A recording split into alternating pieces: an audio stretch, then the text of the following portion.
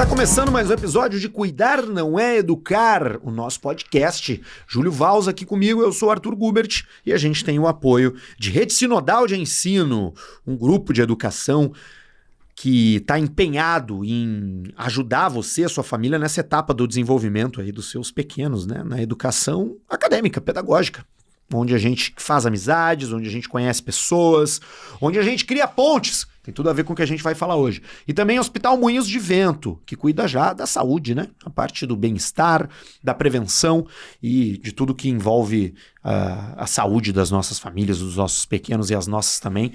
A gente estava falando aqui que hoje é um programa sobre engenharia, né, Júlio? Um episódio de engenharia, né? Construindo pontes. Construindo pontes. Que belíssima essa imagem. Sempre gostei dessa imagem. Porque pontes, elas conectam, obviamente, dois lugares passando por cima de um vale, um rio ou um buraco unindo montanhas, mas sempre facilitando contatos.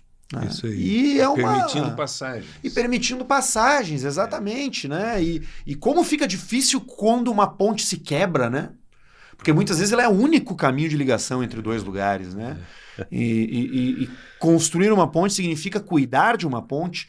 E eu queria que tu conectasse isso com o nosso tema, Júlio. Cuidar não é educar. Sei que tem uma historinha aí para contar também, né? Eu fiz questão de trazer uma sugestão de leitura chamado Kafka e a Boneca Viajante.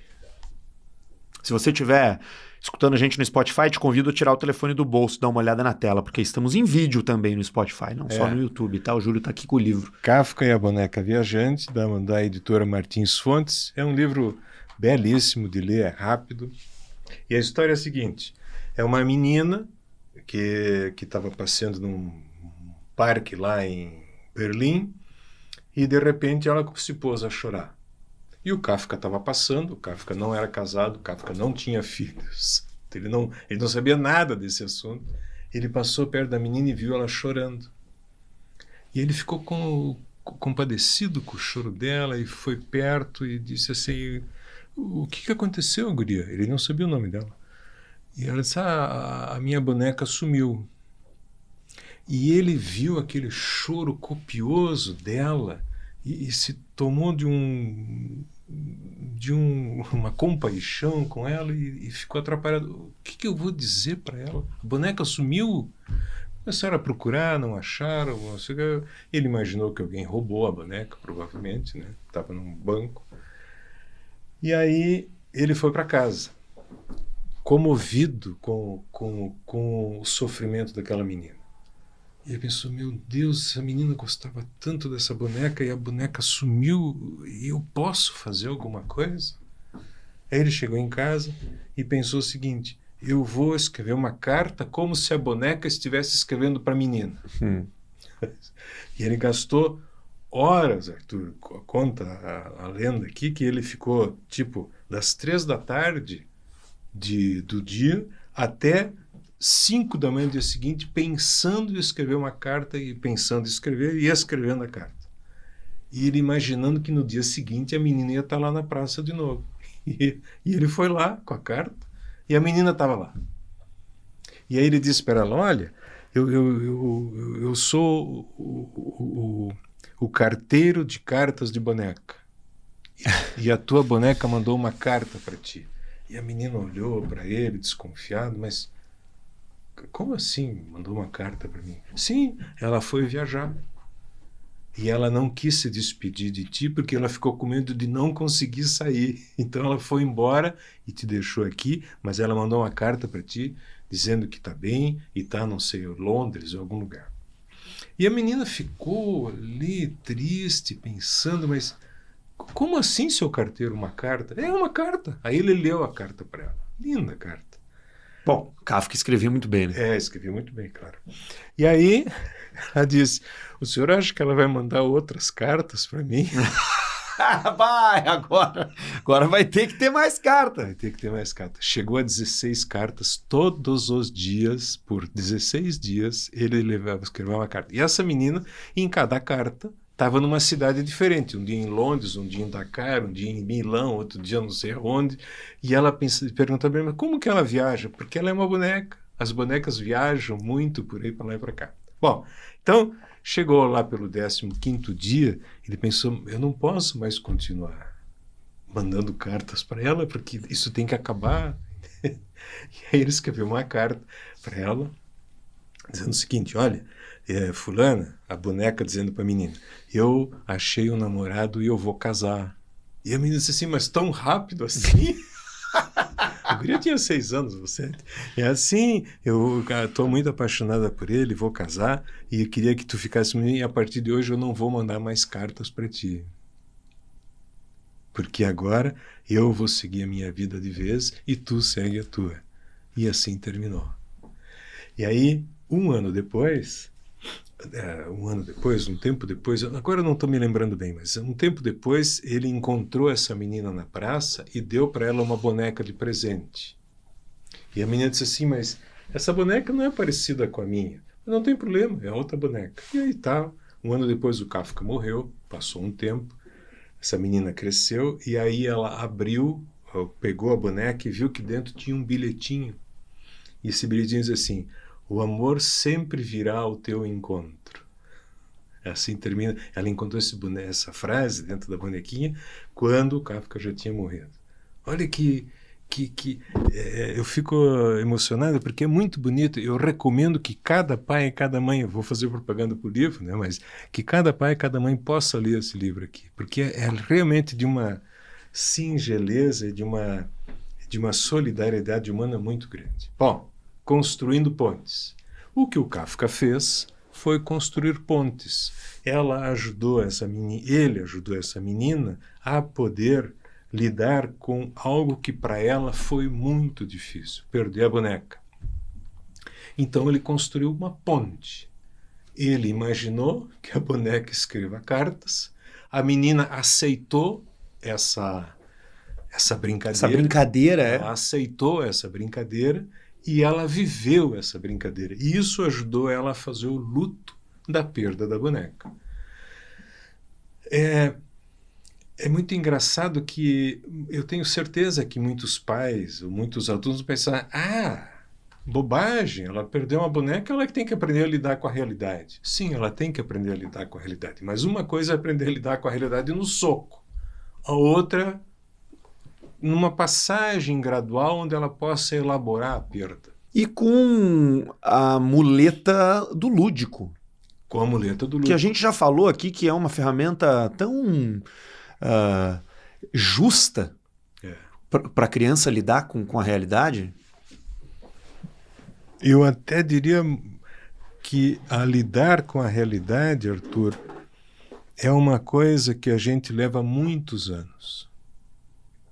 E mais, eu acho que mesmo os adultos têm muita dificuldade de lidar com a realidade. Veja, intolerância e impulsividade. Né? Bom, no caso aqui, o que a gente está dizendo? Assim, que cuidar é construir pontes. A gente precisa entender que uma criança ela precisa de um tempo para lidar com a realidade. A criança não quer largar a fralda do cocô. Ela precisa de um tempo para isso. A gente pode ensinar goela abaixo, mas cada vez que a gente ensina algo goela abaixo, a gente cria não uma ponte, a gente faz a criança dar um salto que ela pode cair no rio. Às vezes dá sorte que ela cai do outro lado e fica bem, mas em geral ela vai dar um salto para cair no rio. Aí ela começa a se afogar e é um negócio difícil. É claro que a gente está propondo uma situação o mais próxima possível da solidariedade humana, né? Que quer dizer, a criança estava chorando profundamente a perda da boneca e ele teve uma sensibilidade de pensar, este assunto é importante. Tá, mas deixa eu te fazer uma pergunta, Júlio. Aí é que tá. Aí agora eu vou me pôr do lado do nosso ouvinte que vai querer te fazer essa pergunta difícil e aí tu te vira. Claro. Nós estamos falando do Kafka. Pô, cara criativo, escritor, poxa, que trabalha o lúdico dessa forma. Eu tenho certeza que talvez os pais que estão nos ouvindo agora talvez pensem assim, mas eu não sou um escritor. puxa vida, eu não consigo imaginar, não consigo me ver criando uma história para facilitar o luto do meu filho. De que maneira essa construção de ponte acontece no dia a dia? Com que tipo de atitude? A primeira atitude é não tratar como se fosse nada. Pode ser simplesmente pegar no colo. Minha filha, é muito triste perder. Senta aqui, vamos ali comer um sorvetinho. De repente, tu sabe que eu também já perdi. Quer dizer, dá um tempo. Agora, é certo que menosprezar isso é o não cuidar. Perfeito. Tá? Bom, eu vou te dar um exemplo uma vez que um cliente meu foi bem nessa. Ele trabalhava de sol a sol e saía antes da criança acordar e quando chegava a criança já estava dormindo. Um dia, num fim de semana, o menino perguntou ao pai, pai, como é que eu sei que tu chega em casa todos os dias? Porque eu não te vejo. E aí o pai disse assim, vamos fazer uma combinação, eu e tu, eu vou dar um nó na tua coberta para tu saber que eu vim. Quando tu acordar de manhã vai estar lá o nó. Aí depois tu desata e no dia seguinte eu faço o nó de novo. Aí disse o menino assim, pai, tu não vai contar pra mãe isso aí, a mãe fazer o nó, né? Tipo, é nosso combinado. Não, nossa, aqui, mas eu tô desconfiado que tu não vem pra casa, tu entende? E aí o pai disse assim, não, eu não vou contar, isso é um assunto nosso. E se tu tiver dúvida, tu acorda de madrugada e olha o nó lá. E deu, e funcionou. Tu vê, né? São coisas simples. São coisas simples. E sabe o que me lembrou? Claro, eu não quero entrar na discussão do isso é uma tradição, se é certo, se é errado, se não é. Mas isso me pega, essas datas, né? Tipo Natal, Páscoa, são datas onde a gente faz esse tipo de coisa também com criança, as patinhas do coelho. A busca aos presentes com bilhetinhos. Isso tudo estabelece um ponto de contato aonde a criança lida com esses momentos a criar memórias boas também, né? A primeira memória boa é que alguém se preocupou comigo. Exato. Então o coelhinho está preocupado em me trazer um chocolate. Está envolvido. Eu sou importante. Isso, né? isso. Segundo, e depois vai descobrir que foi a mãe ou o pai que fez as patinhas do coelhinho. Isso ajuda a criança a perceber que as pessoas estão interessadas nela. Prepara um evento, uma festa, um bolo. E tu vê, né? Aí a gente vê o ciclo da vida se fechando e a gente vê como são formados cuidadores cada vez melhores e mais solidários com os seus cuidados, né? Porque uma criança que passa por isso será um pai muito provavelmente que vai providenciar o mesmo tipo de comportamento. Sempre lembrando que cuidador é a pessoa que, apesar de todas as dificuldades que existem, não desiste da criança. E o educador é aquele que, diante das dificuldades, rivaliza, impõe de uma maneira quase que cruel. A gente às vezes já não sabe dizer o limite entre uma coisa e outra, mas impõe tarefas que a criança ainda é muito difícil. Então, esse programa aqui, essa conversa sobre essa menina da boneca, é para lembrar que a função primordial do adulto não é educar, é construir pontes, para que a criança possa aprender a tolerar a realidade como ela é. A realidade vivida, ela é difícil para cada um de nós. Ela é difícil porque ela não corresponde ao nosso pensamento. Por isso que ela é difícil. Porque o nosso pensamento queria a perfeição, mas a realidade é de novo, e de novo, e de novo, e não deu certo, e agora deu problema, e a criança não quer comer, e a criança não está aprendendo, e a criança tem dificuldade, e eu estou sem dinheiro, e eu estou brigando com a minha mulher, ou a minha mulher comigo, ou o meu vizinho, entende? E enchente, e a vida, o tempo todo, não é como a gente pensa. O cuidador é aquele que, sabendo da realidade, não fica preso ao pensamento, ele fica preso à conexão mas uma conexão com pontes. E a criança, com isso, vai... vamos pensar assim, a menina perdeu a boneca fugiu, foi embora. Se ela não tivesse uma espécie de anteparo, como ela teve, aquilo seria um troço, uma coisa muito gigante. E que talvez, pro resto da vida, ela pensasse a vida é ruim. Uma hipótese. Agora, como teve algo no lugar e que fez um efeito sobre ela, ela vai pensar, a vida é ruim, mas o amor sempre vem. Sempre uma esperança de que algo possa sempre de novo me reconquistar para a alegria. Que foi o que o Kafka fez para ela, entende? Ajudou ela a se reconquistar ou a pelo menos imaginar que depois vai ter algo bom de novo, mas não ilusório. Sim. Não uma mentira. Ele usou o lúdico para ela poder lidar com a realidade da perda, que é real. E depois tem que esqueci de contar, a mãe começou a se dar conta de que a filha dela ia todos indo no parque e ela queria saber, e ela viu a menina com um homem e ela não sabia quem que era esse homem. Aí um dia a menina não foi, e foi a mãe lá tomar satisfação, quem que é o senhor que está falando com a minha filha? E aí ele conta para a mãe, olha, eu sou fulano de tal e tal, e aconteceu essa situação e eu inventei isso para ela, eu sou um carteiro de boneca, de carta de boneca, e ela explicou para a mãe, e a mãe agradeceu muito, porque a menina não contou para a mãe. A menina não contou para a mãe. Não contou que a boneca sumiu, e ela não contou do sofrimento dela. Então a menina teve uma sorte de que alguém teve sorte que alguém se tornou uma ponte para ela, que nem é pai nem mãe.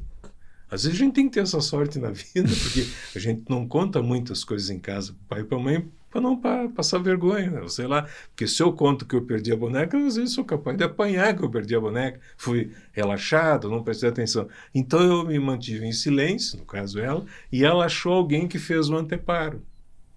Isso é uma coisa importante na vida. A gente tem que ter sorte de ter alguém que faça isso com a gente. Eu sempre sabe que isso é uma coisa que eu tive muita sorte na vida, sempre ter alguém que fez esse papel para mim. Eu me lembro de algumas pessoas. E quando meus filhos nasceram, eu sempre pensava, tomara que um dia eles encontrem pessoas que façam essas pontes que eu tive, que não foi meu pai e minha mãe. Isso é sorte, né? Isso é sorte. Isso é sorte. Isso é sorte. E talvez você não tenha a sorte de ser o Kafka, mas, né? Mas sempre haverá alguém, né? Sempre, e a gente sempre tem alguma criatividade para resolver um problema. Sempre tem, sempre tem. Isso eu não tenho a menor dúvida disso, desde que a gente se disponha a tratar o assunto com seriedade. Sim. Né? E aí a gente, eu tenho que ajudar meu filho ele está sofrendo. Mas eu não tenho que fazer de conta que não existe sofrimento, ou que ele não poderia sofrer, ou eliminar ele. Eu tenho que fazer a ponte para que aquilo possa ser digerido de tal maneira que se torne, digamos assim, uma parte da minha vida não sofrida mais. Porque dessa maneira sempre haverá esperança. Dessa maneira sempre haverá esperança, assim se constrói a esperança e assim se mantém a esperança. Porque quando a gente não tem o lúdico, ou alguém que faça a ponte, tudo fica muito cruel. E quando fica cruel, eu tendo a agir com crueldade. Eu não escapo disso. Cuidar Não É Educar é o podcast que a gente produz toda semana por aqui. Tem vários episódios. Toda sobre essa dinâmica das relações entre pessoas com mais idade, pessoas com menos idade. Eu sou o Arthur Gubert. Júlio Valls aqui comigo. Cuidar Não é Educar é o nome do livro do Júlio também. Você encontra aí na internet, nas plataformas digitais e também nas melhores livrarias. Até a próxima, Júlio. Até, Arthur. Um abraço.